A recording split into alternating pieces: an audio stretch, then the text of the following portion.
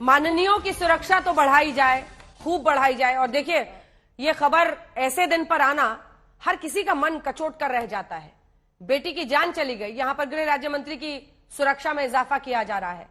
दोनों खबरों का हो सकता है कोई आपस में तालमेल ना हो, लेकिन बड़ा ही असंवेदनशील लग रहा है एक ऐसे दिन पर जब हमने देखा कि सुरक्षा की कमी की वजह से वो लड़की बता रही है शाजिया जी कि मुझे जितनी चोटें आई थी शायद उतनी ही चोटें उनको भी आई थी। अगर सिर्फ नीचे से उसे निकाल दिया होता तो बच्ची की जान बच सकती थी। जी, इन दोनों बिल्कुल बिल्कुल उस बच्ची की जान बच सकती थी। और ये बहुत ही इससे ज़्यादा मतलब एक भयावह दृश्य कि हम लोग कल्पना भी नहीं कर सकते हैं।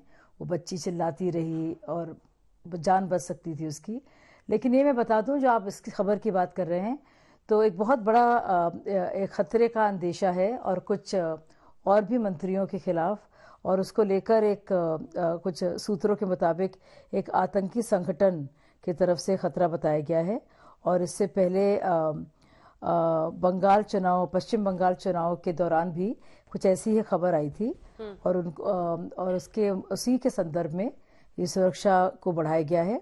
कुछ इसकी डिटेल्स आपको मिल जाएंगी। मुझे मालूम नहीं कितना उचित होगा इसकी डिटेल्स देना आपको, लेकिन आपको याद है ये क्या हुआ था पंजाब में सिद्धू मूसेवाला जी के साथ, कैसे उनकी सुरक्षा को हटा दिया गया था और उसका ऐलान भी कर दिया गया था, और क्या हुआ था।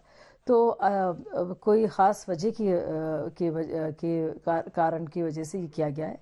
इन दोनों खबरों का कोई ताल्लुक नहीं है। जहाँ तक इस बच्ची की बात है, जाहिर सी बात है, मतलब सोच कर, और दोनों चीज़ें जो आप बता रहे हैं हमें और जो हम सुन रहे हैं, अंजलि की जो दोस्त है निधि जो बता रही है, मतलब मुझे यकीन नहीं आता।